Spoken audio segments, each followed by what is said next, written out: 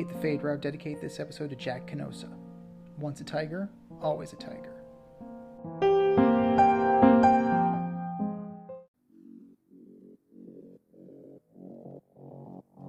Coming at you from the Hey Yo Studios, it's the Fade Route with D and Z. Here are your hosts, D and Z.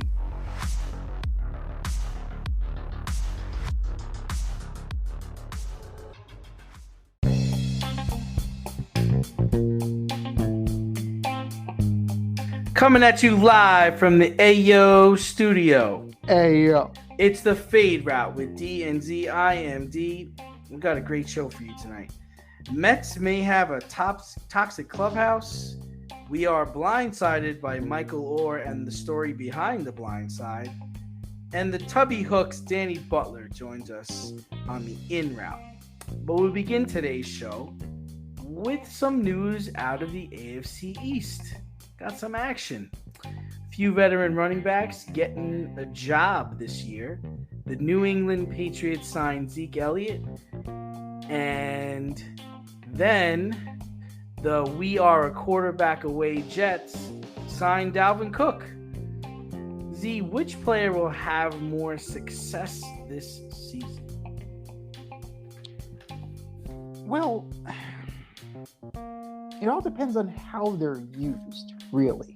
If you look at the Jets depth chart, you know, they activated Breece Hall as well from PUP. A day later, right? Right. Or so a day before. It's unbelievable. No, I think it's a day after. Yeah, a day after, right? So retarded. Yeah, so you have Breece Hall, Dalvin Cook, Michael Carter's still there, Bam Knight is still there. Bam Knight, forgot that. Bam Knight is going to eventually be the best out of all of them.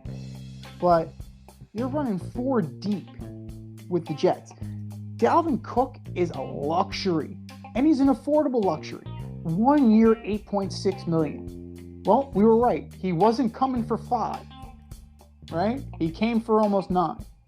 So you figure, you know, with his name recognition and the fact that you don't want to rush Breece Hall back, he's going to get the primary burn.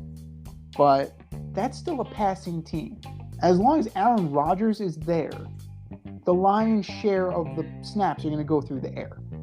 If you look at the Patriots,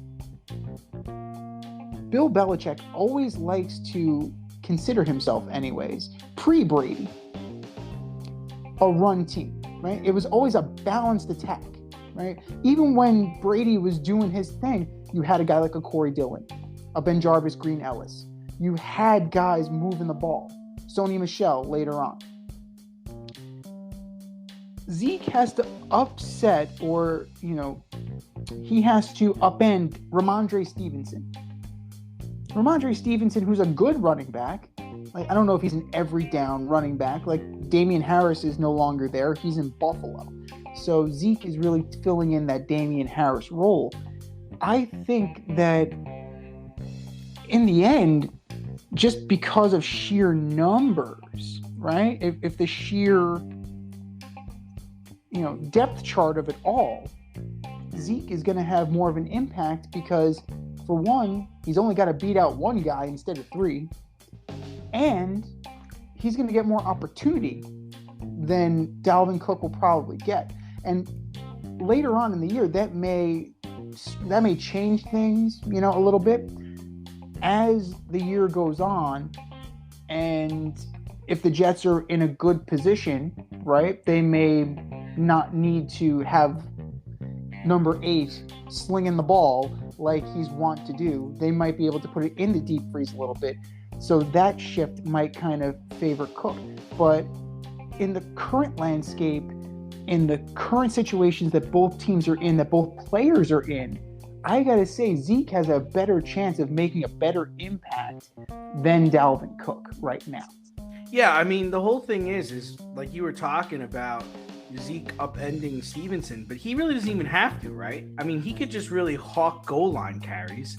True. And he can be good in short yardage. I mean, here's the deal. Everyone says Zeke's on the slide, but could I interest you in 876 yards and 12 touchdowns?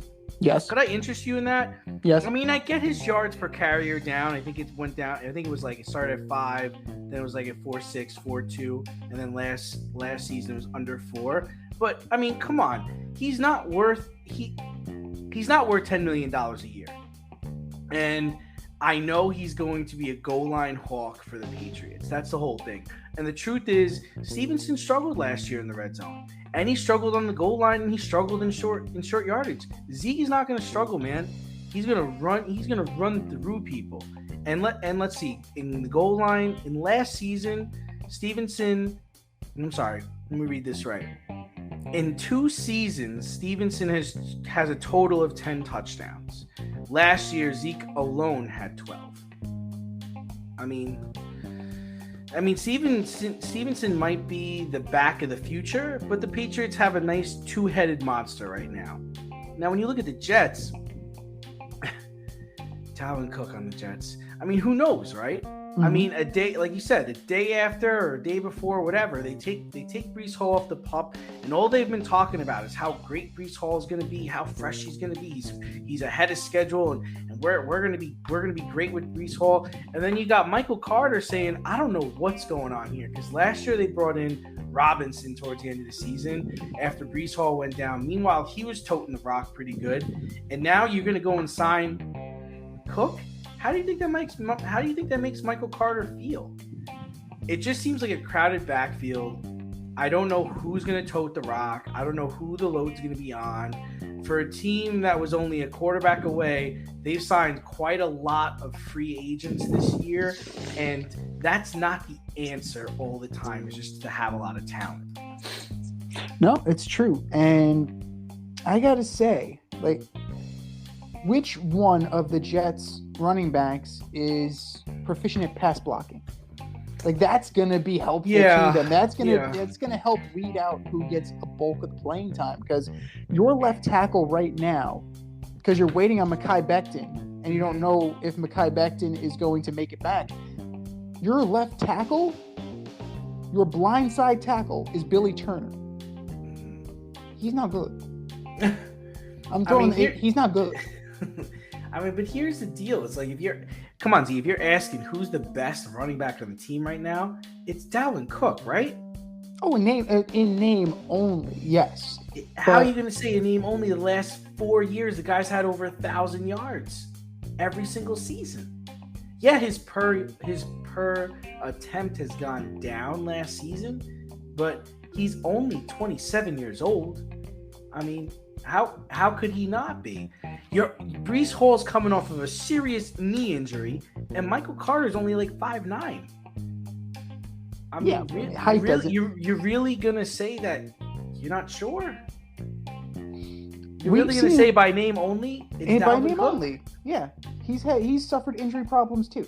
So let's not be real. Let's be very real true. Here. But he played all 17 games last year. He did. Played all 17 games last year. So that's a plus in his favor. But he's also not in camp on time. That's another factor. Like, what shape is he keeping himself in? Is he in football-ready shape? Is he in... Well, there's a difference, right? There's a difference between being in shape and then being in football shape. You get the shit beat out of you in a football game. Yeah. Let's be real here. Is Dalvin Cook physically ready to take the pounding that he's used to taking? Mm-hmm. The one good thing, though, is... like last year he had Madison. This year he could be even fresher because you got Carter. You can run some 2-back sets. You can do some fun, interesting things. Never mind, it's Nathaniel Hackett. But if you had an offensive coordinator who, like a Kyle Shanahan, who kind of is an innovator, or kind of is an innovator. He's kind of an innovator. I'm kind of a big deal around here. He's kind of a big deal. You know, his running backs are great. Like, quarterback is the issue there. Like, keeping your quarterback upright. But running backs, he can do really good things with running backs. Now, if you had a guy like Kyle Shanahan with this kind of backfield, you can do some really interesting things. Now's the time for Nathaniel Hackett to get into the lab here and start coming up with some ideas. And, of course, run them by 8, because you need to run them by 8. But in terms of like right now, I gotta say, like, Zeke intrigues me from the Jamal Williams standpoint. Jamal Williams led the league in touchdowns last year for a rushing back. Yes, running back, rather. Very good, valid point. Yeah. Yeah. So where did he get those? He hawked them on the goal line. Hawked the shit out of it. Yeah. So that's what Jamal Williams did. You're telling me Zeke can't do what Jamal Williams did? What? I'm pretty sure he can. Yeah. Not only that, but not for nothing, Zeke is much more intimidating on a 3rd and 2 or a 3rd and 4 or a 3rd and goal than any of those other backs. I'm sorry. Like the Patriots got him at a bargain. I think you said for Cook they're paying like $6 million or $8 million. Yeah, Zeke 1 year, 8.6. Yeah, I think Zeke's only getting like a $1.5 million, and I think he's getting like a $600,000 signing bonus. Like he got nothing for this. Like they got him on the cheap, and that's the whole thing. Is like the Patriots are going with the discount, right? They're going with the coupon guy. You know, it's like we could pay X amount of dollars for Dalvin Cook, but who's cheaper, Dalvin Cook or Zeke Elliott? And for some reason, Zeke Elliott's a lot cheaper because, like I said, people think he's on the slide, which I don't we call that a make good contract. Yeah, I think Zeke is definitely going to make good on that. Right, and that's just the Patriots being the Patriots, man. Remember they got that kid Chris Hogan? Yes. Chris, number 15, tearing it up. Guy was like cut by Buffalo, like couldn't get a job, and he wound up being one of the best receivers on the team that year. Dude was a lacrosse player. He was contemplating going to Major League Lacrosse. So they know what they're doing, and like I said, I think we haven't done the order up in the AFC East, but I'm pretty sure both of us are going to have Patriots near the bottom. But guys, man, we're all sleeping on them. We're not hearing anything about them, and watch, they're just going to come out and be like, "What? How did we not talk about the Patriots being better?" The issue with them is the quarterback. It's Mac Jones. Like, what's the maturation process look like? Because they have weapons. They're 3 deep at tight end. They brought in Juju. Say what you will about Juju, but you know what? He wins. You know, Bourne is still there. You have guys. Like, this is the time. If Mac Jones is going to be the guy that we thought he was going to be out of Alabama, he needs to take a major step forward. The offense is ready. The offense has the talent. It's on Devontae the Parker. Quarterback. Devontae Parker, yeah. Yep. Your boy, Devontae Parker. You love that guy. It's time. It is time. Yeah, I mean, I get, you know what it is like they're just more defensive oriented. Like I didn't realize how good they were on defense last year. If you look through the statistics, they were like one of the best defenses last year, and actually have been the last 5 years. Creepy Steve is very good at coaching. Yeah.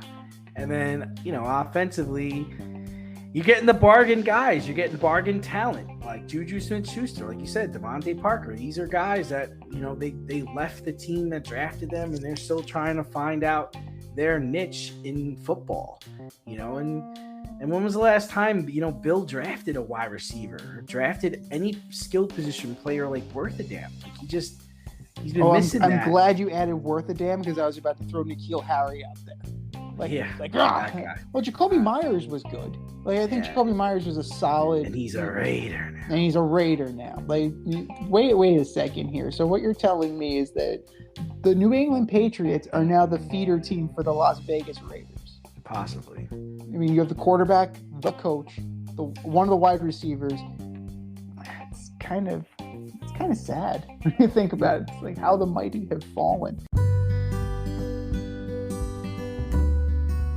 Avoid messy accidents. Get better stopping power with your brake pads. Callahan brake pads. You never know when you'll be driving in the road and there will be a truck tire that you need to avoid and save your family. Callahan Auto. We really care about what's under your hood. But speaking of how the mighty have fallen, we usually do not take much from preseason games, right? It's a Diet Coke. I like preseason, you know. I'm not a fan. Like, I'm not a fan. I'm not a fan. The first 2 are meaningless, and then the last one, that's very high risk for little reward. Just ask Mark Sanchez. Oh, But there was one game over the weekend that everybody's talking about. They really gave him something to talk about, and that was the Raiders and the Niners. Trey Lance started for the Niners in a bit of a showcase game. He went 10 of 15 for 115 yards and a tutty. That's a fine stat line, right? That sounds good, especially for a preseason. But he was sacked 4 times. He didn't really seem sure of his throws, and he was almost picked off twice.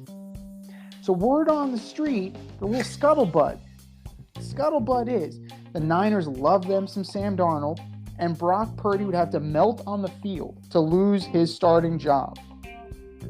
And even Brandon Allen or Kyle Allen is no, it's Brandon. I think you're right. It's Brandon. It was Brandon, right? It's B-Rand. Is it Brandon Allen? It's one. I'm pretty sure it's Brandon Allen. I think you had it right. It's the one who doesn't back up Joe Burrow.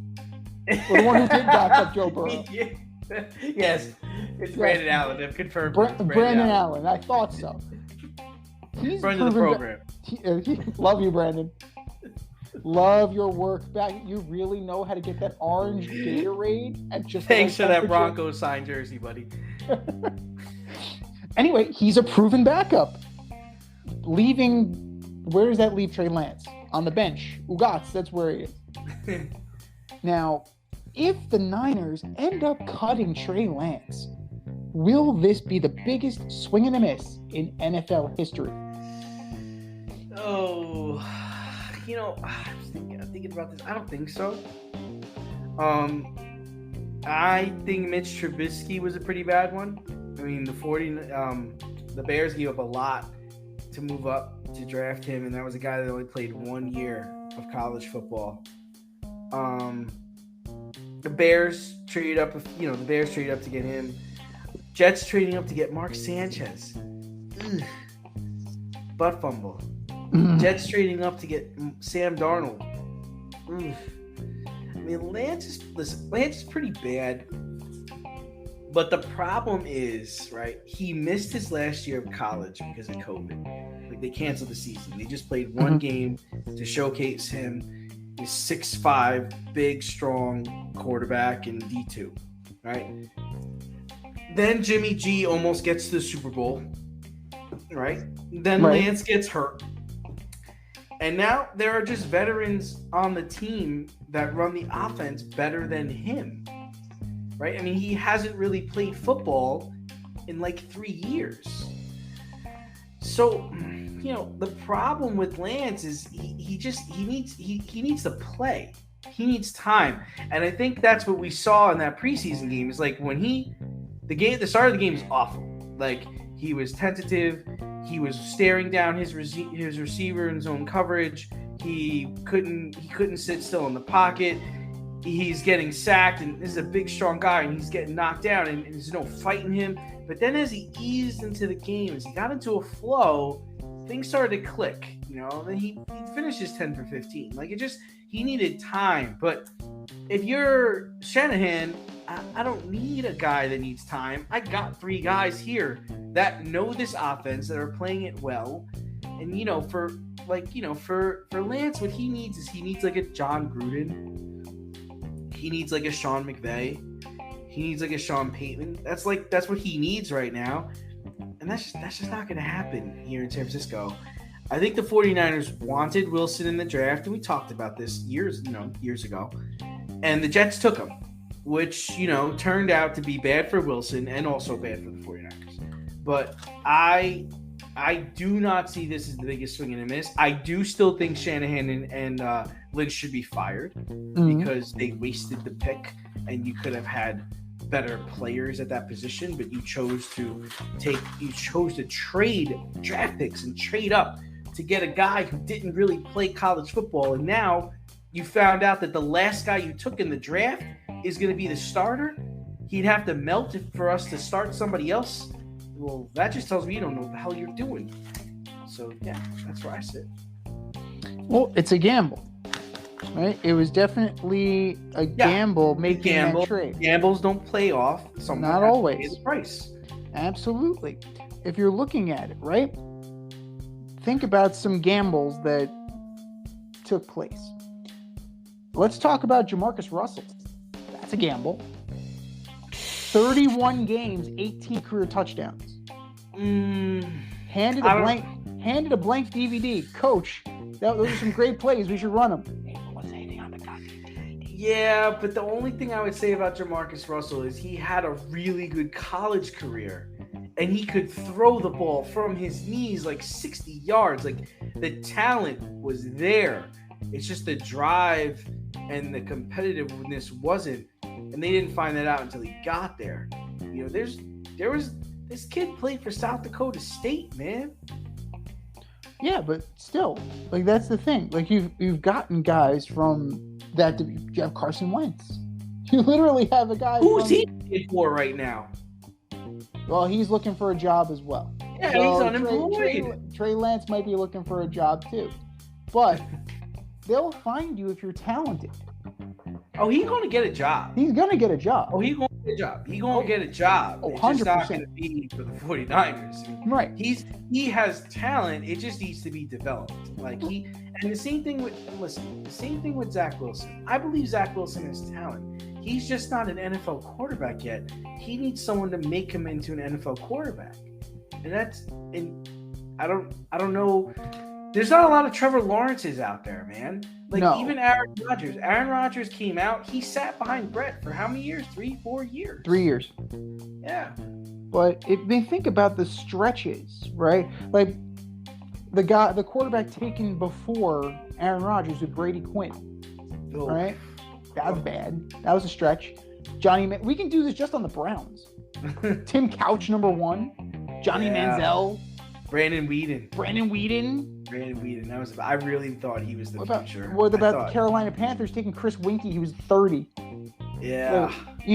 Come on now. Ryan Leaf at number 2. Ken Dorsey. Eesh. Like, there have been.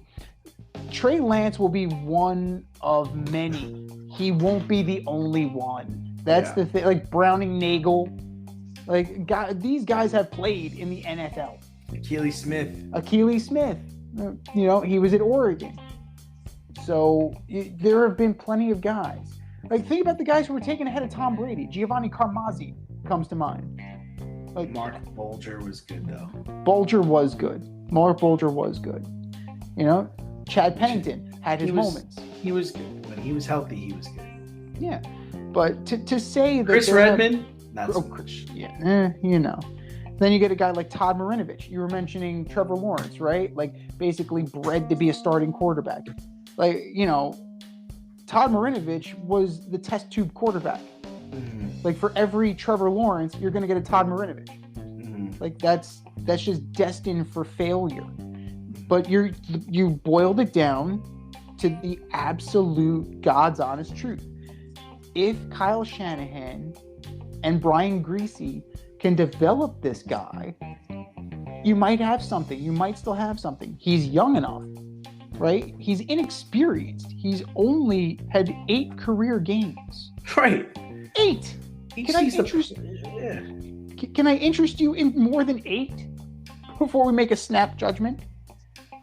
I mean, yes, Brock Purdy has wrestled that job away from him, but I'm not, last time I checked, the Niners were ready to start Phillip Rivers in the Super Bowl if they got that far, because there's nobody left. So you're going to need a backup, especially in Kyle Shanahan's system. Oh, yeah. It's bound to happen. Dude, yeah. He's actually contemplating carrying 4 quarterbacks. Like, he really realizes, people get hurt here. Yeah, I mean, this is a bullpen. It's a bullpen situation. You're going to need to go to the bullpen in the San Francisco 49ers, in the San Francisco 49ers system. There's a reason why Josh Johnson was on the roster and got playing time in the NFC title game. It's not either it's the line play or it's the offensive coordination or it's a combination of the two.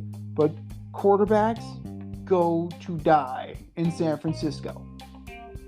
So it remains to be seen. It's too early to say that it's a bust. It's too early to say that it was a rash decision. He's only played 8 games. Brock Purdy's only played 9 games. You got to let these guys develop. Now, you're higher on Sam Darnold than I am. Like, that's obvious. Like, that's you. You're a Sam Darnold. You're a Sam. You are a Sam Darnold fan. Absolutely. He has 20. He at least has 56 career games under his belt. Right. So, we kind of like, this is who he is. Right. Yes, I agree. There's tape on Sam. Like, we can kind of figure that out. But did any of us see Geno Smith coming? No. None of us saw Geno Smith coming last year. So, with the right coaching, is it possible that Sam Darnold can be Geno Smith? Yes, absolutely. Yes, and not just because they're ex-Jets. And, it's possible. It's absolutely possible. Although the ex-Jets do play very well when they lead. And usually against the Jets. Chad Pennington went to the Miami Dolphins and immediately won the division. That's all you need to know about. That's all you need to know about ex-Jet quarterbacks. Fantastic. Boomer Esiason went to Arizona, and he actually revitalized his career for a little while, at least. But it's a very. If you start looking at defensive players that left the Jets, you'll be surprised at how well they did too. Everybody except Jamal Adams. Fuck that guy. What's his name? John Vilma. Oh, Jonathan Vilma. Oh my God. Super Bowl champion. Stud. But that's the thing. Like, you really need to let this breathe a little bit. It might very well end up being an embarrassment, but it also might end up being okay. Like, I remember watching From Elway to Marino, right? Elway to Marino is a great documentary from ESPN, and they mentioned that, yes, Elway's gone, but you brought in Chris Hinton, and Chris Hinton had a really good career. Is he John Elway? No. But he certainly filled a key role on your roster. So let's pump the brakes a little bit. Let's have some pause before we decide that this is the worst thing in history, because another worst thing in history is going to come around the corner. That's the beauty part about history. It doesn't end. There's no bottom there. It's an abyss. You think you hit bottom? Nope. There's 50 feet more of crap.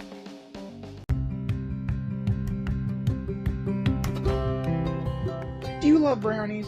Of course you love brownies. But you know what's better than a brownie? A delicious, handcrafted, gourmet brownie delivered right to your doorstep. That's what our guys at Sweet Life Brownie Co. offer. Chef Tommy D and the crew offer a dozen delicious delights that you will crave, from the classic OB to Dutch apple to campfire s'mores and many more. Check out their website, sweetlifebrownieco.com, for their Friday brownie drops. At noon, their site goes live and you see what they're making. Since you're there, become a site member and earn points. You earn 50 points just by signing up. Make sure you follow them on Instagram and Facebook too, at sweetlifebrownie_co, for the latest updates and their latest releases and creations. That's sweetlifebrownieco.com. Give them a call, 845-641-3043, and tell them D&Z sent you.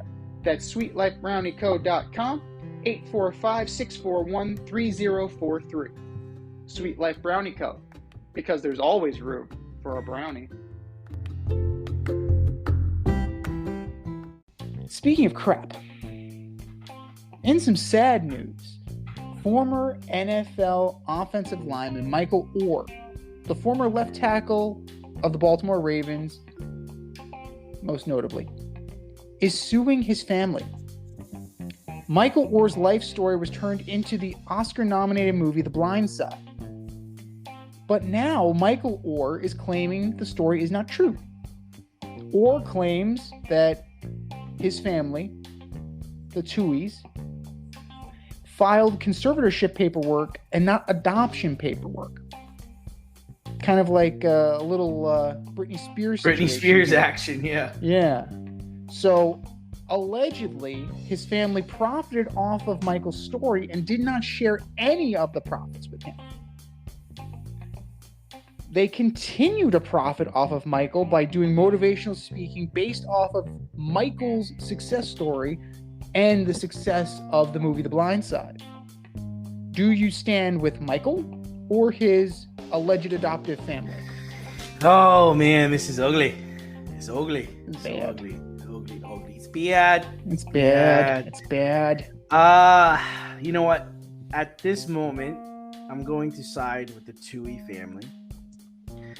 I think there was some exploiting going on, but I think they do care for Michael, and I think he benefited from living with them as well. I think both sides benefited from them being in a relationship with one another. But the whole situation is ugly, and I wish there was some way to resolve this without it going the lawsuit route. I mean, Sandra Bullock won an Oscar for this movie, for crying out loud. I mean, imagine if it was all based on a lie. Yikes. But I mean, listen, I mean, even the movie talks about how, you know, people thought that they were simply doing it just for the money, or just to get him drafted, or just to get him to Ole Miss and all that other stuff. I'd like to believe in the wholesomeness of people. I'd like to believe that it's not true, that they do care about him, and I think he might be being taken advantage of by his attorney or whatever legal counsel that he's been provided right now. Michael made a lot of money playing football. The Tuis were already $1 million family. They already had money. They got more money. I just think it's ugly, and I hope that they're able to come to grounds, and then hope they're able to, you know, save whatever's could be saved from this relationship. At the end of the day, it is very unseemly on both sides if you are to believe what you're told. Now, according to ESPN, doing a little digging, they found an online Memphian article from Sean Tui, Michael's allegedly adopted father, saying that the reason why they chose to go this route rather than adoption was if they did conservatorship instead,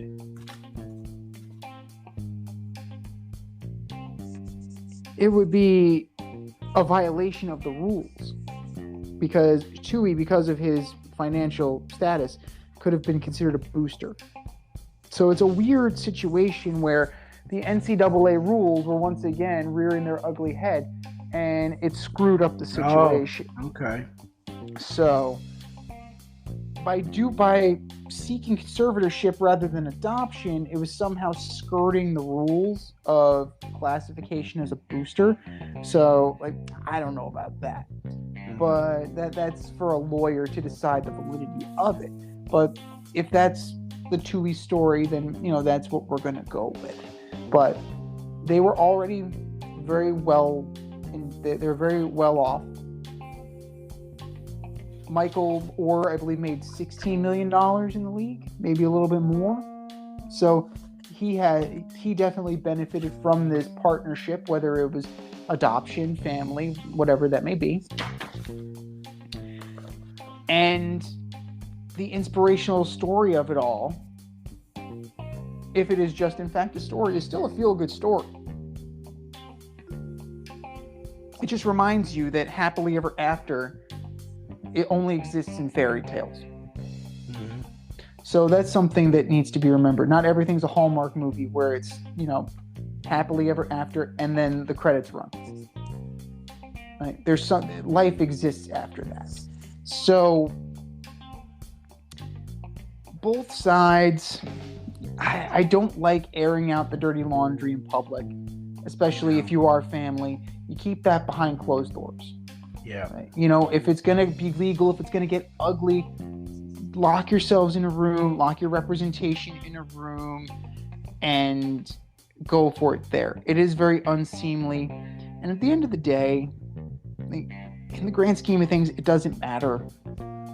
Right? It may matter from the standpoint of, you know, did the Tuis take advantage of a situation?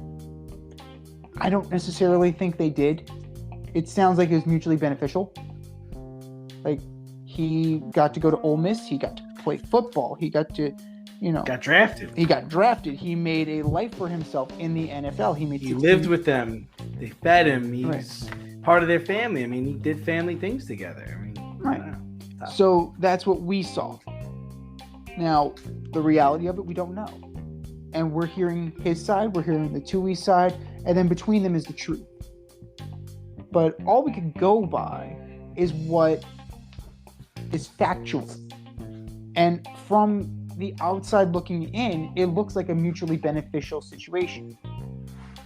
Now, later, as things come to light and as, things become clearer, like how long did it take the Britney Spears thing to work itself out? Years. Yeah. Years. That chick was off her rocker too. She was definitely stress induced.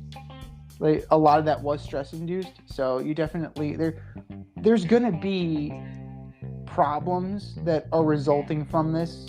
In this case, familial strain, number one, and number two, like definitely some mental health situation as well. But it's an unseemly look, and like all it did was like tarnish the story. Like we want to think we want to think that there's some good in the world, like you mentioned, right? You did this, the family did this out of their heart and out of an idea of charity and out of love for this child. And love for this person and some level of altruism. But, we see it too many times where people see dollar signs and it makes them do crazy shit. Like, money is the root of everything. Like, remember I said last week, follow the money? Follow the money here. Money makes people do really sad, really desperate, and oftentimes stupid things. I would advise, and who am I, right? I host a podcast weekly. Get into a room. Turn off the outside world. You get in the room with your representation and you iron this out. If there was any love there, if there was true altruism there, like that's the place for this. Not a courtroom, not public opinion. Just hash it out. Lock yourselves in a room and make it happen. Is your hair thinning or is your hairline receding? Scalp micropigmentation will fill in the areas where your hair is missing by creating a short buzz cut look. Micropigmentation is a non-invasive procedure that will create the illusion of hair follicles for 7 to 10 years. For people with alopecia, this could be a permanent fix. For people with scars on their scalp, this is a great way to camouflage a scar. Don't lose confidence or feel like you need to wear a hat wherever you go. Marquez Studio is located in the Bronx and is open for all your scalp micropigmentation needs. Consultations are free and appointments can be made any day of the week. Get your hairline back with scalp micropigmentation. The techs at Marquez Studio have over 30 years of hair cutting experience and can assist you with all of your questions. Call to schedule a consultation today, 646-221-8728. You can also visit them on Instagram at Bronx Marquez to see their gallery and view all their satisfied customers. Again, that is Marquez Studio, located in the Bronx, New York, 646-221-8728. Two other people that need to lock themselves into a room and make it happen are James Harden and Daryl Morey.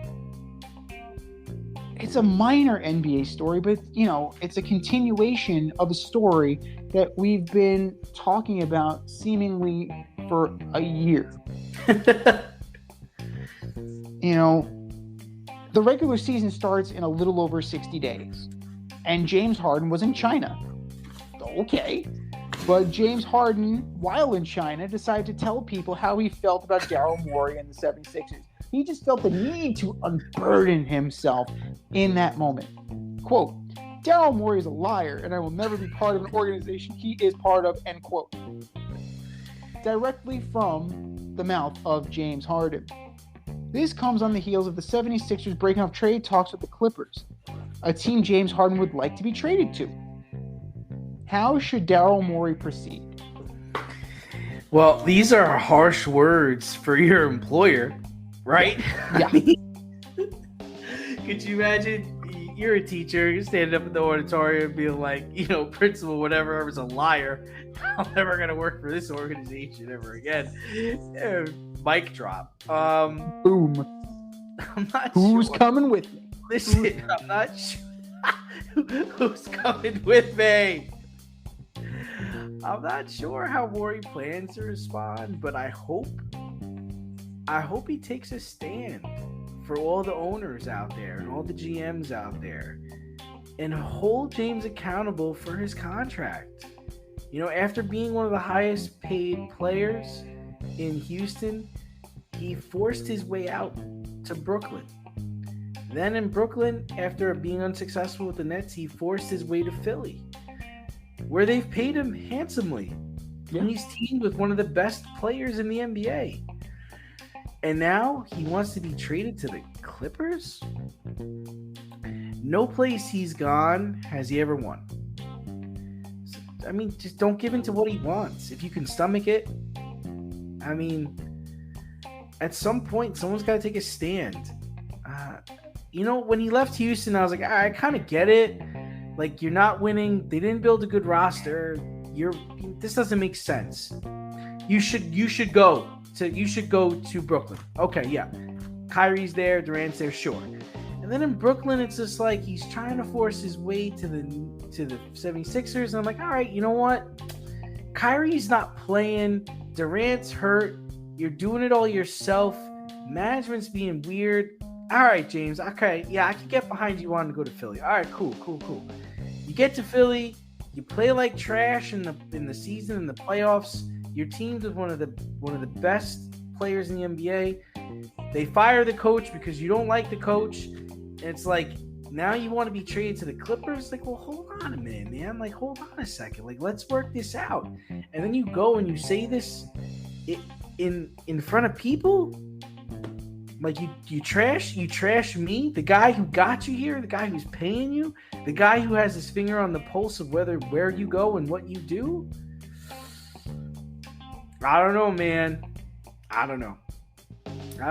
I just if he can stomach it, I sit him. I think he loses something like $385,000 a game. Let it happen.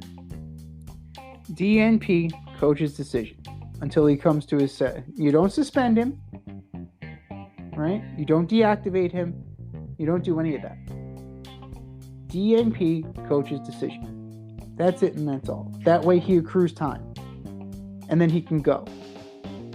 Or you can get somebody will step up and trade for him.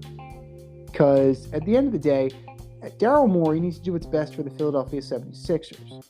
He does not owe James Harden shit. You owe him Ugats, is what you owe James Harden. And this is not the first time that Daryl Morey has dealt with him, because who was the GM in Houston? Daryl Morey. So he's got this 1 year left. He exercised his option. It's $35.6 million. He's gone. Let him go. Or have somebody desperate enough to trade for him. You don't need to capitulate to James Harden. You don't need to only trade him to the Clippers. Where's your leverage? Like, how do you extract the best possible deal when it's like Damian Lillard? How are you supposed to extract the best possible deal when he can only be traded to this one team because it's the only team that he's willing to play for? Like, that's ridiculous. Doesn't work like that. No. Right? If you used me as an example before. Like, if I'm teaching at my current school and I see there's an opening at Cardinal Spellman, our alma mater, and I really want to work there, I'm not going to go to my principal and say, you're a liar. I want to go teach at Cardinal Spellman, and I'm not going to teach here unless you let me out of my contract so I can go over there, or send me over there in some kind of weird compensation. Life does not work that way. Only in sports does it work that way. And Well, in reality, only in basketball. Right. That's what I was to say. Yeah, only in basketball does it really work that way. The one time that it worked with John Elway, I'm not going to play for Baltimore. Okay, Eli Manning. Like I want to play for the Giants. I don't want to play in San Diego. Like very rarely does it work in sports outside of basketball, but basketball, it seems to work constantly. Now, if you're looking at the Sixers roster, they still have Joel Embiid. They have Tobias Harris. They have Tyrese Maxey. You have three guys there. Like you have a semi-big three, right? You have a large three. Maybe not an extra large three, but you got three competent guys, right? And one who happens to be the reigning MVP. Just throwing that out. Then you have like Pat Bev, Montrezl Harrell. You have DeAnthony Melton, guys that can kind of shoulder the load, right? PJ Tucker's there. Like, you have players. You have a squad here. Now, how good is it going to be? Like, it would be better if you had James Harden, but this is a 76ers team that could probably, at the very least, make the play-in tournament. Would you agree with that statement? That they could at least, as currently constructed without James Harden, make the play-in tournament? Yes. Easily. So, Charlie Finley used to say, when he was going in arbitration, we finished in last place with you, we can finish in last place without you. It's a similar situation here. Like, we can do this with or without you. We'll be in playoff contention with or without you. Ideally with you, because we'll be better. James Harden, with his head on straight, would get this team probably up into fourth place. Maybe even third. If he's really trying. But he's hell-bent on going to the Clippers. Why? You got me. But Daryl Morey should just keep him there until he shows up, right? Until he realizes that it's hitting him in the wallet, it's hitting him in the ego, and it would be ideal if the Sixers are doing well, because that'll be the ultimate blow to the ego. I'm like, shit, they really don't need me. I really am that luxury. I am that parsley on the plate. I'm the garnish. Joel Embiid's actually the steak. But you're right. Daryl Morey needs to grow a set and tell this guy no. Because in recent years, James Harden hasn't been told no a lot by organizations. Coach, players, he's had this run. Stand up to him, stand your ground, and then when the time is right, if he still wants to go and there's an offer on the table that benefits you and your team, you do it, because that is who you are responsible for. You're not the general manager of James Harden. That's his agent. You are responsible for the health and well-being of the Philadelphia 76ers. Don't you forget that. Step outside of your safe area and make a statement without saying much with FCK Clout Lifestyle Apparel. Embrace the colorful chaos and stay emotionally regulated in their hoodies, snapbacks, graphic tees, accessories, and more. Season 3 merch is up now. Get it while you can. Go to fckclout.com and get all of your needs from men and women. That's fckclout.com. Speaking of health and well-being, Met fans are not doing too well right now. Met fans are not doing well at all. The team is doing very poorly, and they've been absolutely awful since the trade deadline. They won 2 in a row, and it makes you, it lights you up inside, and then they promptly lose to the Pirates. But the Mets have made headlines off the field as much as they've made them on the field. There's an intriguing story coming out about one of their star players. Sal Licata of WFAN alleges that Pete Alonso, the polar bear, is creating a toxic clubhouse for the New York Mets. And that the Mets would be better off trading Pete Alonso. This report is refuted by Steve Gelbs of SNY, who's actually there every day. You know, he's in the clubhouse every day. So Gelbs says no, Sal says yes. Is this a desperate attempt by Sal Licata to make his new show with Brandon Tierney more popular? Or could there be some truth to this matter? I'm going to go with it, a desperate attempt to make his show more popular.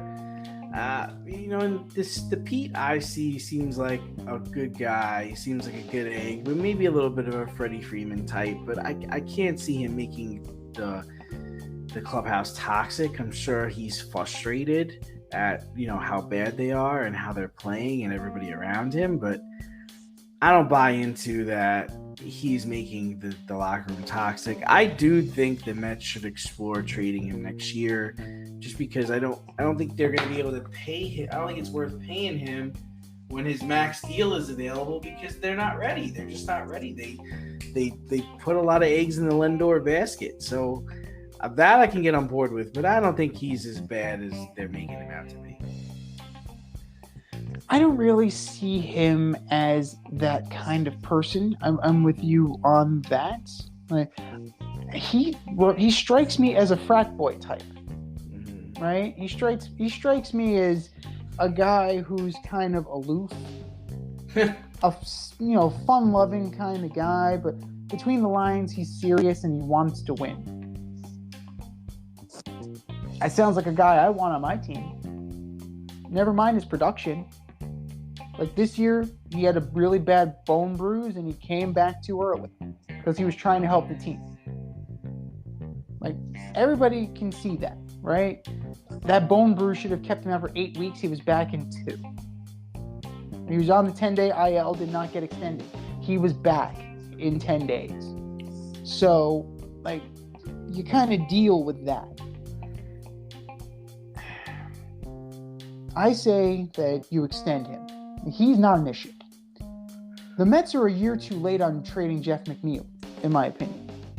Like, McNeil is a very good hitter, reigning batting champion. He's a good hitter. He's a good hitter. He's a pretty decent fielder. He's versatile.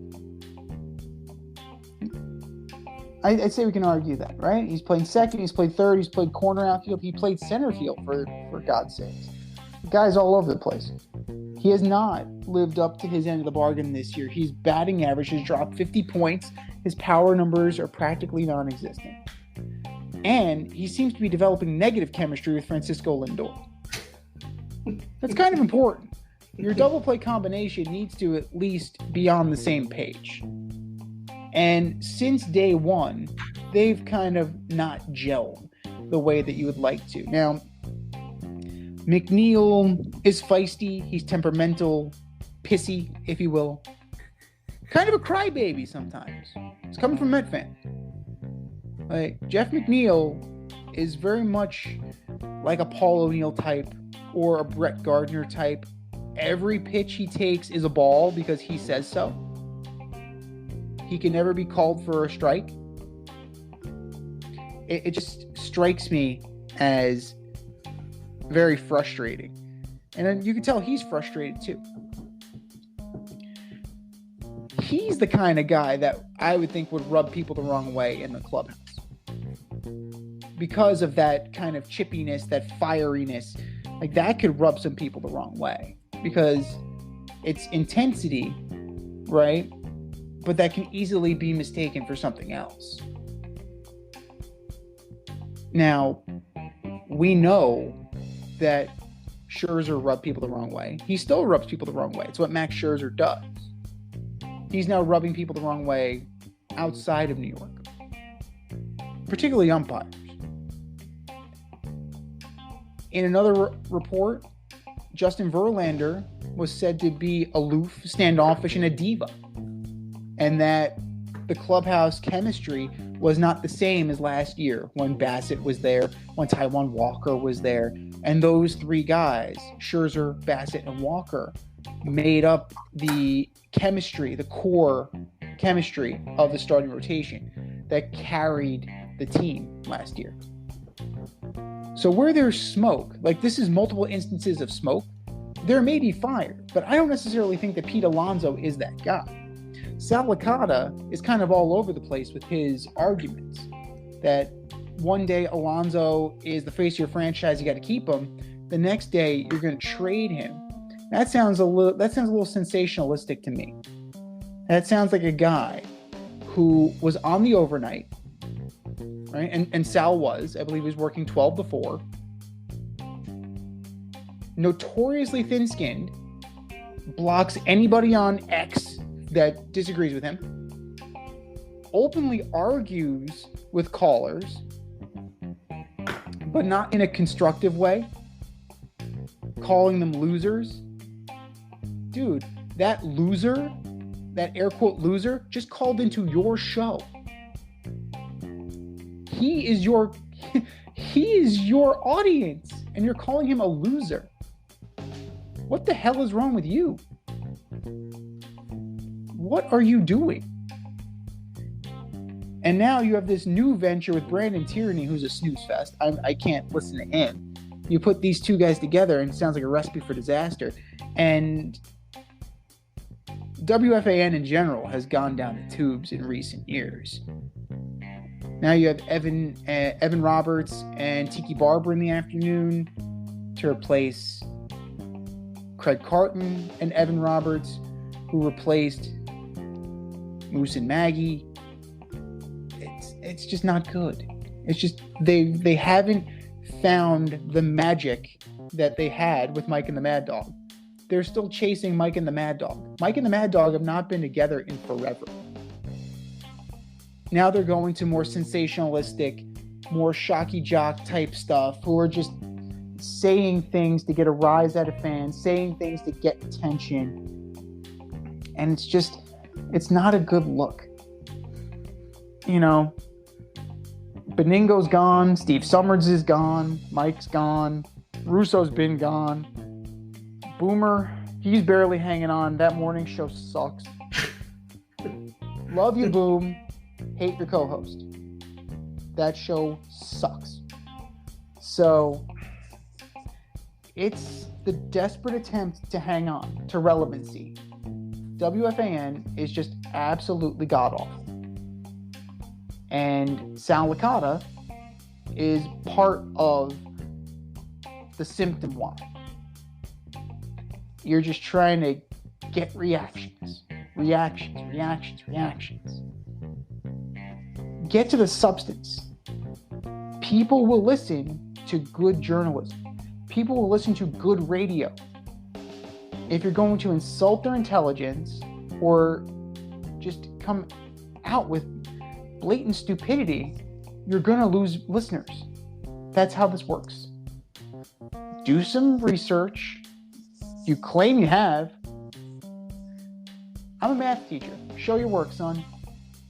Put it out there. Show your work. And let the audience decide for itself. This trust me stuff, trust me, I know what I'm saying. It doesn't work. Put the cards on the table, Sal. Put the cards on the table.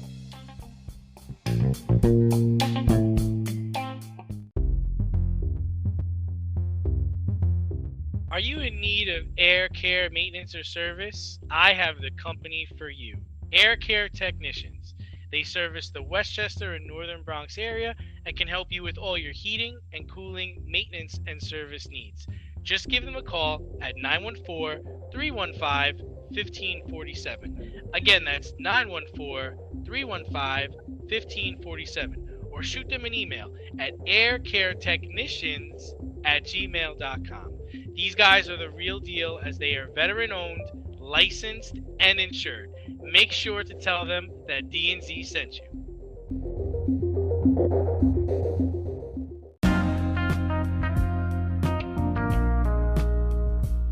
It's the In Route, where friends of the show get a special segment with us. Want to be part of the action? Want to be the newest member of the In Crowd? You know what to do. Hit us up, faderoutemail@gmail.com, or slide in those DMs on Fade Route Podcast on IG, or hit that Twitter, FadeRouteDNZ.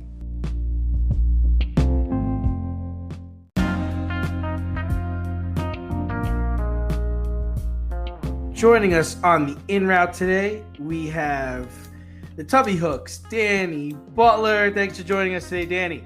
Thank you so much, guys. Thanks for having me back. I appreciate What's it. up, Danny? Well, listen, you requested this time to vent on the Yankees' last pace campaign. The floor is yours, my friend. Well, it's not the floor. We're below the floor. We're in the basement, which hasn't happened since like the Stump Merrill years when we were kids. We're 500 this late in the season for the first time since 1995. She got hot, won like 18 out of the last 21, and wanted to make it in the playoffs. But that was a different team. This ain't happening. I mean, I can't remember a more disappointing year. They're lifeless. They're lethargic. They're hard to watch. They're anemic, especially without Judge. The offense is anemic. The pitching is a disaster. I mean, you guys like Severino. They keep on trotting him out there. Oh, he's a starter. We'll have an opener. It's just, and it's like they don't care. It's like we know Hal doesn't care. He's making his money. Cashman just wants to stick to his guns to prove he's right. Right about what? I don't know what. And Boone is like a Pollyanna. Everything's okay. We're fighting, right? That's what he loves to say at the press conference. Sevy had some stuff last night. He had... Yeah. He threw a couple strikes. Some of them didn't end up, in the outfield bleachers. He too. That's a good thing, right? It's like someone told him the other day that I think we lead the league in double plays. And he says, "Well, you have to get on base to get to double plays." It's like I don't even. I've never been a Boone fan, but at this point, I don't even blame him anymore because, like, what's he gonna do? I mean, he makes some bad moves in the bullpen, but when he rests guys after they're hot for a couple of days, that's not coming from him. That's coming from Cashman and all the analytic nerds up in the front office. Like, it's just, and Boone shows some fight in terms of the umpires. The umpires hate him. They call him Karen Boone because he doesn't stop arguing. and like the other day with last, he hasn't, and a couple before when he got ejected, the umpires are bad. The calls he got thrown out on were the right calls, actually. It was one of the few the umpires got right, and he just makes an ass out of himself.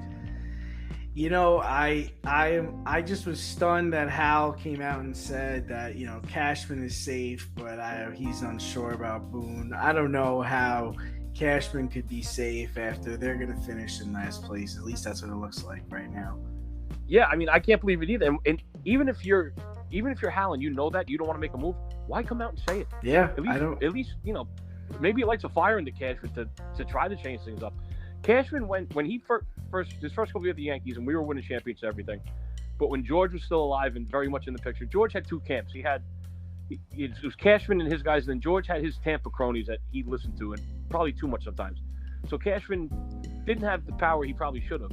But now since George is gone, he has power unchecked. He's like Napoleon. Like no one, he just does whatever he wants, and nobody, makes the same mistakes over and over again, and nobody calls him on it because because Hal says he's safe.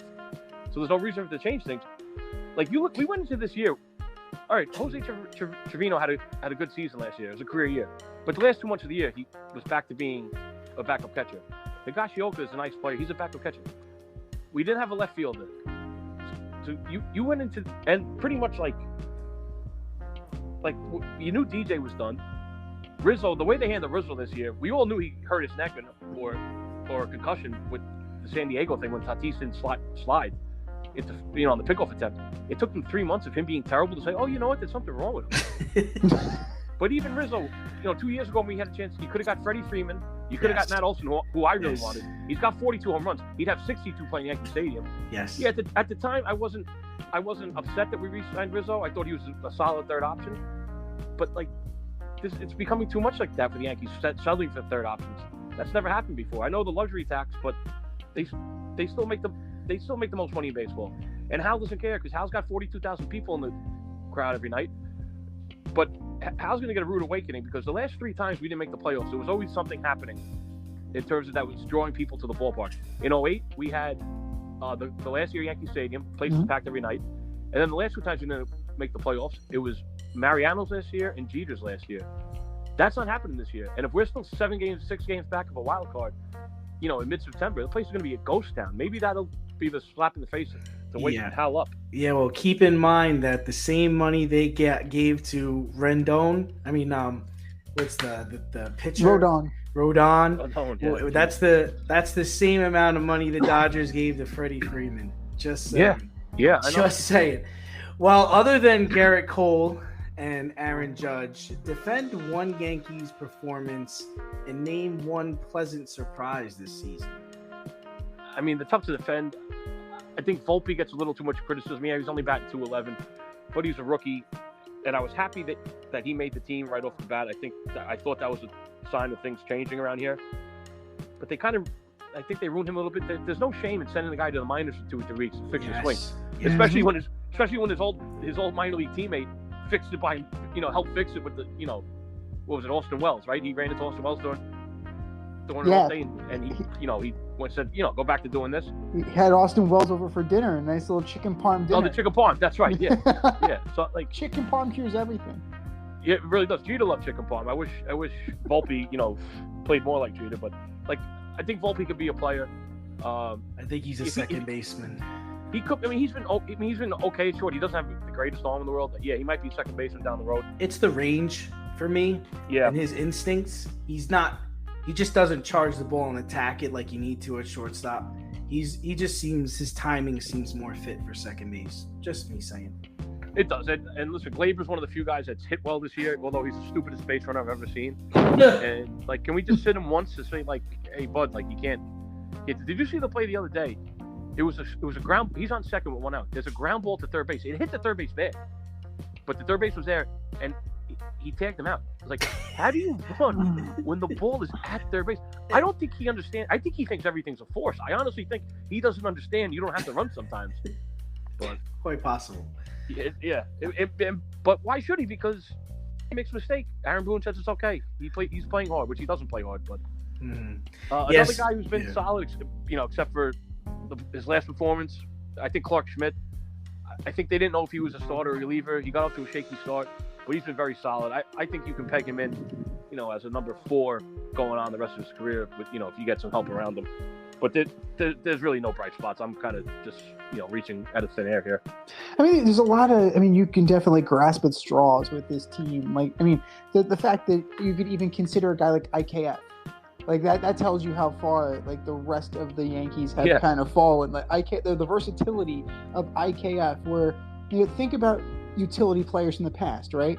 Luis Sojo, Clay Bellinger, right. They all fit a role, but IKF is being lionized for being a utility infielder and utility outfielder. He's filling a role, but he's a mythical folk hero at this point, to the point where Yankee fans are considering, do we want to give him an extension at the end of the year as a reward?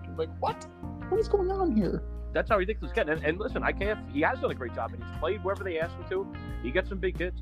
Yeah, like you said, he's a utility guy. That's what he is. And he on a good team, he could be a very valuable weapon. Especially if you ever make the playoffs. He's got speed. He can play everywhere. But he's played center field a lot this year. He's not a center fielder.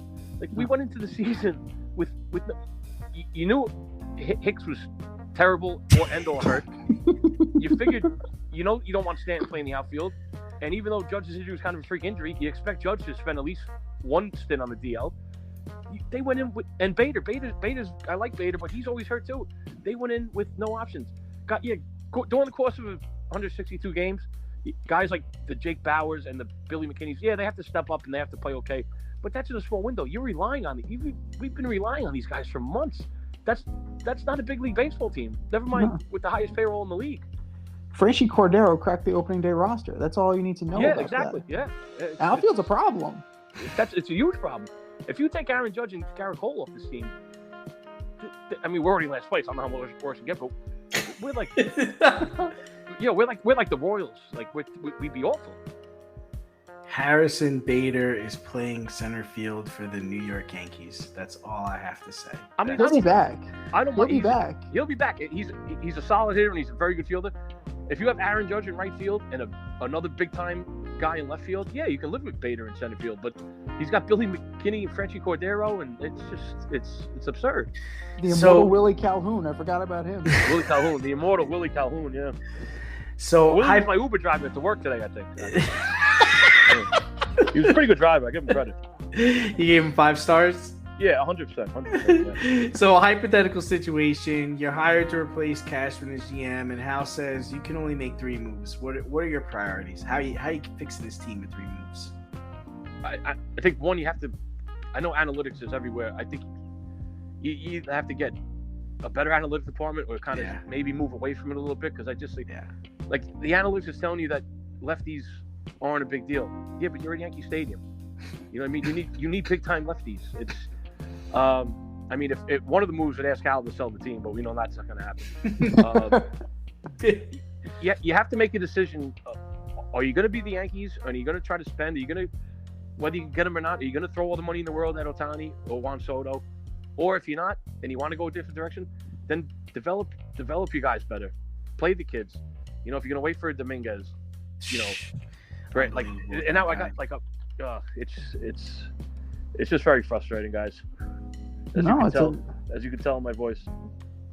It's completely foreign territory for contemporary Yankee fans. You know, like you have to really consider like that the stick Michael Bob Watson model really spoiled the mid to late '90s Yankee fans. We're absolutely spoiled. And that's the other thing. That's why it's mind-boggling to me that Cashman gets a break. He didn't build those teams. He got Bob Watson coffee.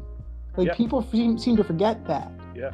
But I'm surprised that you didn't mention possibly moving Stanton. Like I wanted to move Stanton for years, and I mean he's got a no trade. Years ago, he turned down the trade. He turned down the Cardinals a couple years ago when he was with Miami. Like, who doesn't want to play in St. Louis? It's renowned as the best baseball town in the world. Now with only a couple years left in his contract, maybe you can move him, because that's when people at the trade deadline, when they were jokingly saying, "Oh, you can get Ohtani." Well, you can't have Ohtani and Stanton on the same team because they don't play the outfield.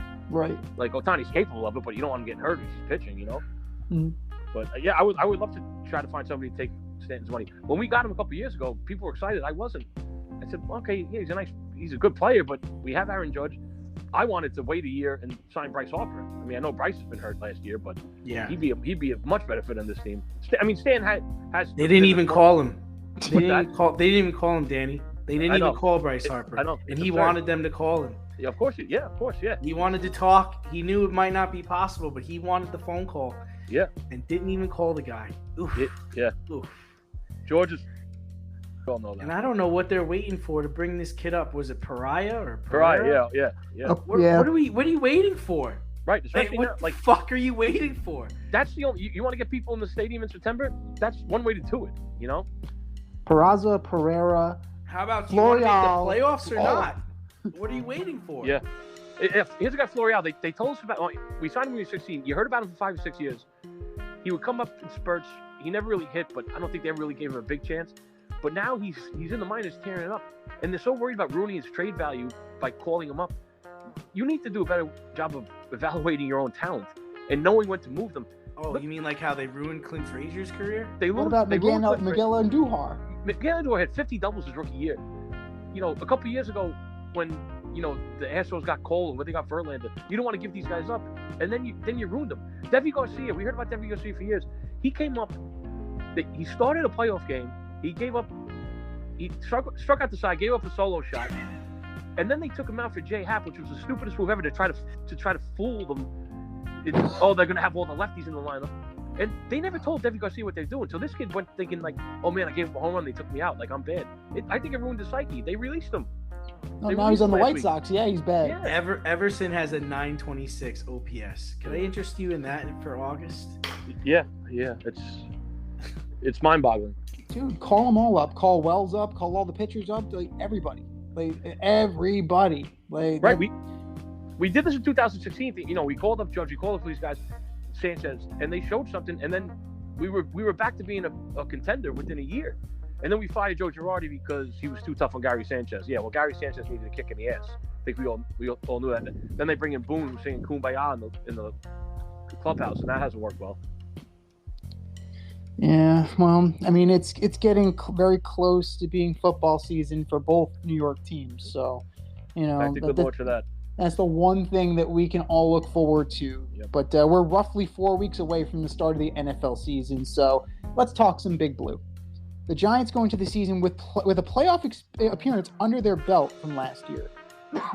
And with that comes increased expectations.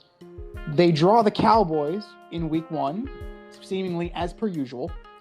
Walk us through the Giants' Week 1 matchup against the Cowboys and give us those keys to victory.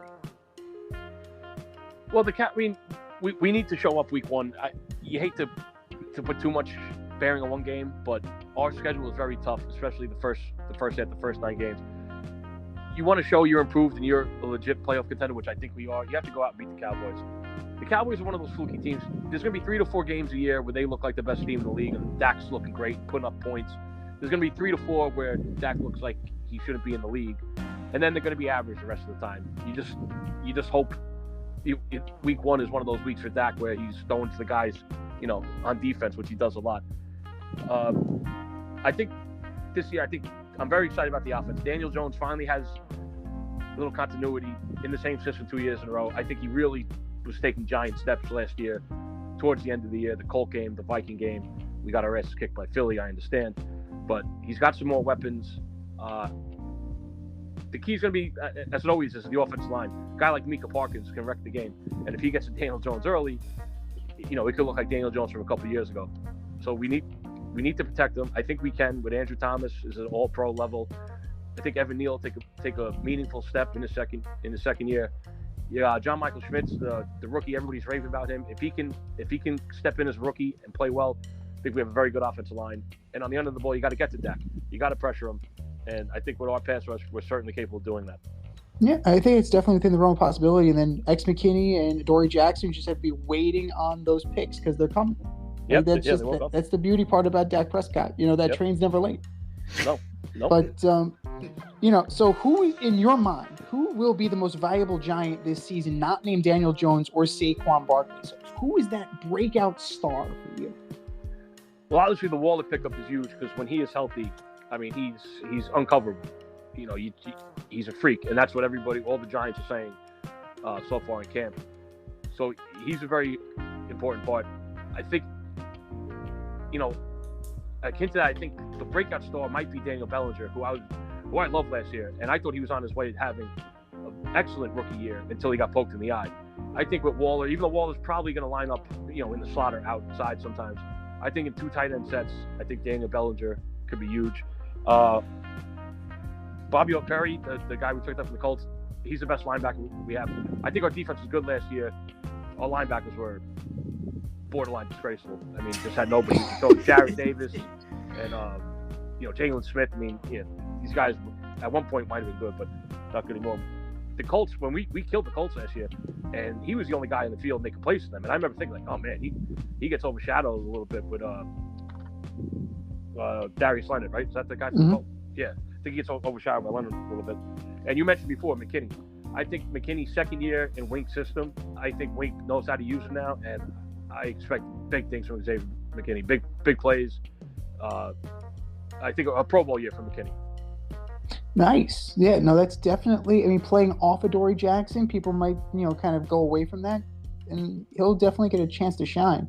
Like, I'm really looking at a guy like Jalen Hyatt. Like, I think he's got some speed, he's got some burn, and that kid can definitely stand out in a wide receiver, a wide receiver needy organization like the Giants. Like, they have Slayton, they got another year of Shep, but Hyatt really can if he can stay on the field and make some plays, I think he'll be a welcome addition. Absolutely, and the knock on him was, he's not the best route runner. I mean, he'll improve that as the career goes along. But if you can outrun everybody, then you don't have to worry about running routes. And like you said, he's a blazer. He makes it look easy. So he's like deceptive, where he looks like he's just going nice and easy, and all of a sudden he's blowing past guys, which I think can be very important. No, very true. You know who was an okay route runner? Randy Moss. Yeah, right. Yeah, I'd say he's pretty good at that. Yeah. But is that why he's wearing 84 Hyatt? Is that gonna be Moss-esque? That could be the case. We'll call it Hyatt U. So then put some straight cash, homie, on Jalen Hyatt winning Rookie of the Year then. As long as he doesn't moon anybody, I am good with that. We'll get you out of here on this one, brother. We know that football games are won in the trenches. So who will be the most important offensive and defensive lineman this season besides Andrew Thomas and Leonard Williams? I think on the offensive side of the ball, you don't want to put too much pressure on a rookie, but it's Schmitz at center. If he can come in and anchor that offensive line, it'll be a huge help. If you have two good tackles and a good center, you can get away with having below average guards, which I mean, hopefully it's not that's not the case, but I think it might be. So definitely Schmitz on the offensive side of the ball. Defensive side, you want Ojulari to stay healthy because he's a force, but I really think it's Thibodeau. I mean, Thibodeau he's on the way to becoming a superstar, I believe. He had especially late in the year, he was really showing the type of presence he can be. The Commanders game, the Washington game, he wrecked the game. He was all over the place, scored a touchdown. And I think Wink loves him. He's got the knock on him in college was he had that college jog. He doesn't hustle. I didn't see that at all. He's got a motor on him. He's all over the field. He plays the run. He does whatever Wink wants. So I think Thibodeau will be the breakout star there and most important guy on defense. And they're going to need him, because Leonard Williams is going to get doubled. He's going to be the focus, but Kayvon Thibodeau definitely has what it takes to be a stud. And you know who's a stud? Danny Butler, the member of the in crowd. Lad, wonderful job as per usual. You got anything going on at Tubby, brother? Like, what's up? We have trivia every Tuesday, karaoke every Thursday, brunch Saturday and Sunday. A couple months ago, I was looking forward to a very busy October with both baseball teams playing deep into the fall, but obviously that's out. But we'll just switch our attention to football Sundays now, and hopefully our two football teams can pick up the slack. Hopefully, from your lips to God's ears. So, Danny Butler, a member of the in-crowd, tried and true. And if you want to get into the action, if you want to become a member of the in-crowd, hit us up, faderoutemail@gmail.com, or slide in those DMs on IG at FadeRoutePodcast or on X at FadeRouteDNZ. Danny Butler, pleasure as always, and we will definitely have you on again soon, brother. Pleasure's mine, guys. Thank you so much. All the best.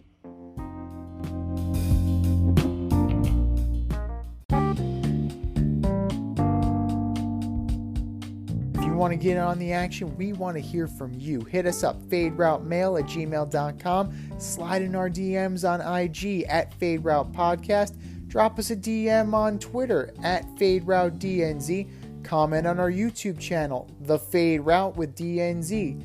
Questions, comments, picks, segment suggestions, you name it, we want to hear from you. Get at us, in crowd.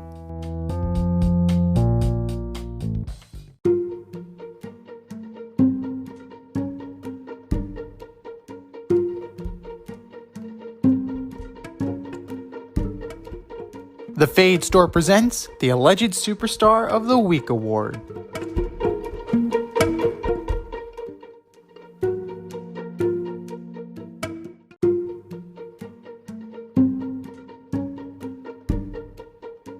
All right, boys and girls, you know what time it is. It's time for the Alleged Superstar of the Week. Here's how it goes. We put up a poll on our Twitter account at FadeRouteDNZ, and you vote.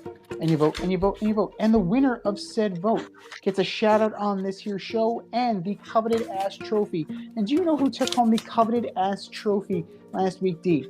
I don't. Colin Coward. That guy. The list was so long and distinguished, we had to have 2 polls going concurrently. Our Twitter page at FadeRouteDNZ. And note to Mr. Coward, proofread. But that was last week. This is this week. Who are your nominees for Alleged Superstar of the Week, D? All right, first up, I've got the New York Jets. The team that was a quarterback away has felt the need to now add yet another elite player in Dalvin Cook. Can we stop saying this team was a quarterback away yet? New York Jets, you are my Alleged Superstars of the Week. Next, New York sports radio hosts, plural, everyone from Boomer and Gio to DiPietro and Rothenberg have felt the need to take digs at Packers GM Brian Gutekunst. Every time they talk about Rodgers and the New York Jets, they have to call him stupid. They have to say Gutekunst doesn't know football, etc. just because he traded Aaron Rodgers. The Packers needed to move on to Jordan Love. That's why they drafted Jordan Love. They sent Rodgers to a good situation. Hop off, everybody. New York sports radio hosts, you are my alleged superstars of the week. And number 3, the Los Angeles Angels of Anaheim. Oof.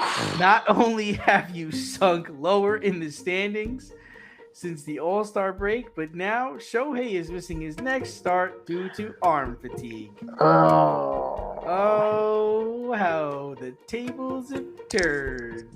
Los Angeles Angels of Anaheim. You are my alleged superstars of the week. What do you got, Z? Los Angeles Angels of Anaheim of Orange County of California of the United States of America of Earth. That's gonna look so bad when he walks away. That's gonna look so bad when he walks away. I'm starting off, and you'll appreciate this. The New York Mets. Atlanta 21, Mets 3.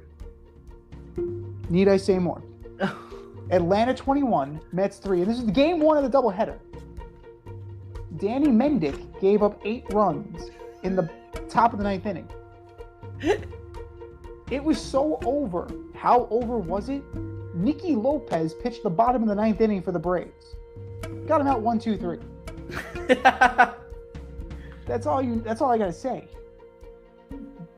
You couldn't put up a fight against a utility infielder who was mercy killing you because they had to save their bullpen for a doubleheader, and you still couldn't score.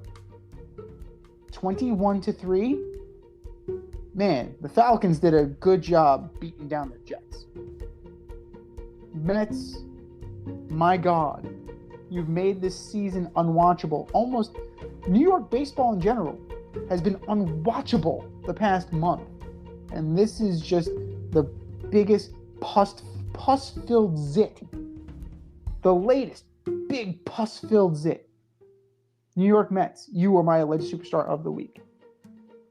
Number 2, James Harden. Calling out Daryl Morey, saying he's a liar and that you're never going to play for him. Just enough, man. Shit or get off the pot. Shit or get off the pot. Because guess what? He owns your contract. He can do what he wants with it. You sign that contract.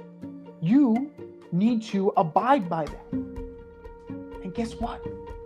If you do that, if you show you're a good guy and a team player, teams will probably trade for you. Just throw that out there. I don't know why I'm still whispering. James Harden, you are my alleged superstar of the week. And number 3, Max Scherzer. You thought I was going to go Sal Licata. No. Not Sal Licata. I've talked enough about him. Max Scherzer. Inning strikeout on pitch clock violations. You figured to be happy. Inning's over. I can go to the dugout. I can rest. Proceeds to bitch out the ump. Max, I don't know if you know how this works, but a strikeout in your favor ends the inning. And that's one less pitch you have to throw. That's a good thing. Why are you yelling at the ump? Why? As usual, Max is showing that he's Mr. Congeniality. Max Scherzer, you are my alleged superstar of the week. We've made our case, ladies and gentlemen. Go to our X page at FadeRouteDNZ and vote. And vote, and vote, and vote. And for our nominees.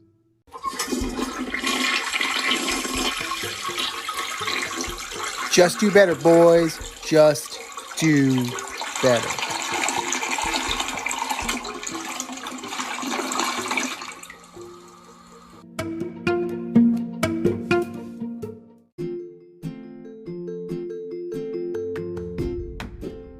can't help but smile when you see a balloon. The simplest occasion is a party. Westchester Pop Stars, located in New Rochelle, New York, offers balloon styling and decor for all life's events. Birthdays, anniversaries, weddings, showers, school and corporate events, store openings, or just because.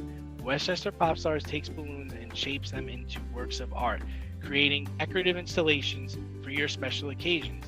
No event is too big or too small, and their custom personalization service is top-notch. Westchester Pop Stars is a private studio, quickly expanding. In-person consultation is by appointment only. Send an email to westchesterpopstars@gmail.com for more information or to schedule an appointment. No need to hire an event stylist. All you need is balloons. Currently servicing Westchester, Putnam, New York City, and Connecticut. To find Westchester Pop Stars, search for them on Instagram, Facebook, or Google.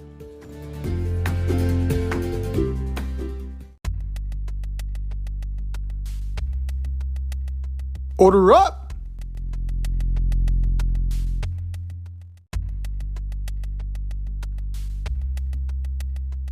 We continue our division by division breakdown in the NFL as we order up. Order up, order up. This week, we are going to order up the AFC South from 4 to 1. Who you got, Dave? All right, your favorite division, the AFC South. Absolutely. So starting with Houston Texans, Stroud has looked raw in the preseason. Nico Collins is a 3 on most teams, and he's being forced into a 1. I see 2, maybe 3 wins this season for Houston. Number 3, the Indianapolis Colts. This Jonathan Taylor saga, man, it's just carrying on. He left again today to take care of personal matters. This is just getting uglier and uglier. I think Anthony Richardson will play well. I think he's gonna play well, but they're gonna finish in 3rd. Number 2, the Tennessee Titans. People are doubting DeAndre Hopkins way too much. I think the Titans play well, but I see Derrick Henry breaking down the stretch. And number 1 in all your hearts, the Jacksonville Jaguars. Trevor Lawrence will excel under Doug Peterson in year 2 of his offense. He could be up for an MVP award. Calvin Ridley will have over 1,000 yards, probably over 1,300 yards receiving, double-digit touchdowns. Their defense will play well. I got Jacksonville number 1. What do you got? C? We're not that far apart. We're not that far apart. 4th place, I'm going to go with the Colts. Especially if this Jonathan Taylor thing lingers further. Mm-hmm. Anthony Richardson, not sold on. Right? Mm-hmm. He's got to prove that he is at least what Jim Irsay thinks he is. Right? You have Minshew there. He's a quality, capable backup.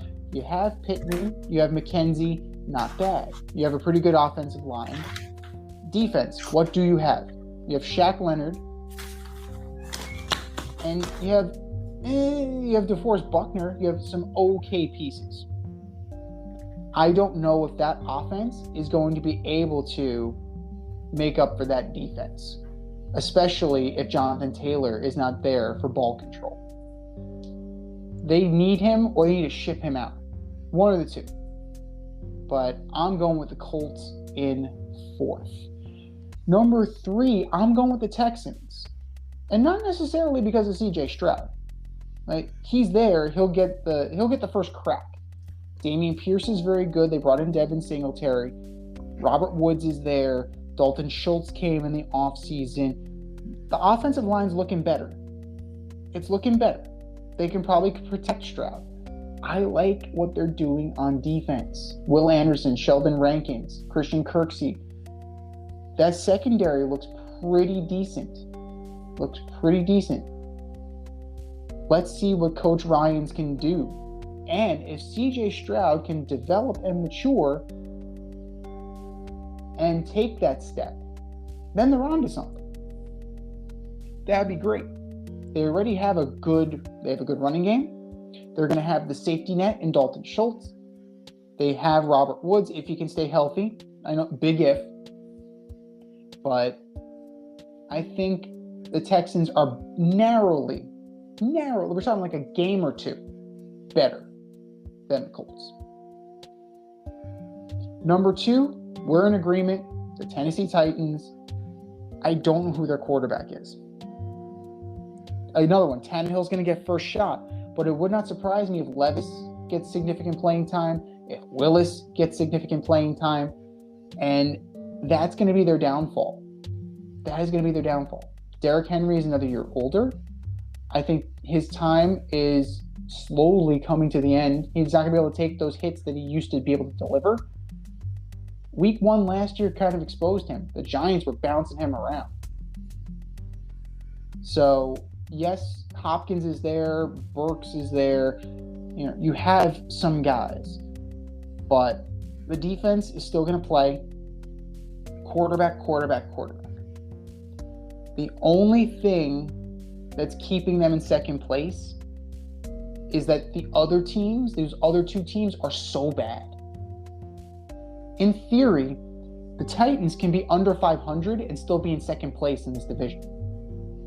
I can see that pretty well. That they can be under 500 and still finish in second place. Just on the lack of strength in the remainder of the division. But that leaves, by default, number 1, the Jacksonville Jaguars. We are in agreement on them.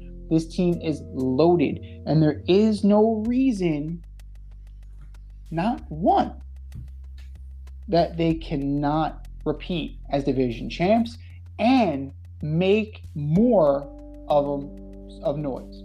If they make more noise in the AFC. Would it surprise me if they were in the divisional round? Not at all. Would it surprise me if they made it to the AFC title game? Might be a little bit of a stretch, but I can see it. It's possible. You catch a team at the right time. A healthy Travis Etienne.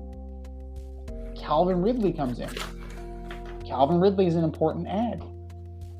I can definitely see big things coming out of Jacksonville this season. This has been the Fade Route with D&Z. Thanks for tuning in tonight. Catch our podcast usually on Wednesday nights on iTunes, iHeartRadio, Spotify, wherever you listen to your podcast. So until next time, stay faded, everyone. Time for us to run the go route, but we'll talk to you next week. Thanks for listening to this episode of our podcast. If you like what you heard and want to hear more, be sure to like and subscribe on your favorite podcast platform. Rate us 5 stars, leave us a review, turn on subscription notifications, and tell your friends. Spread the word, spread it wide.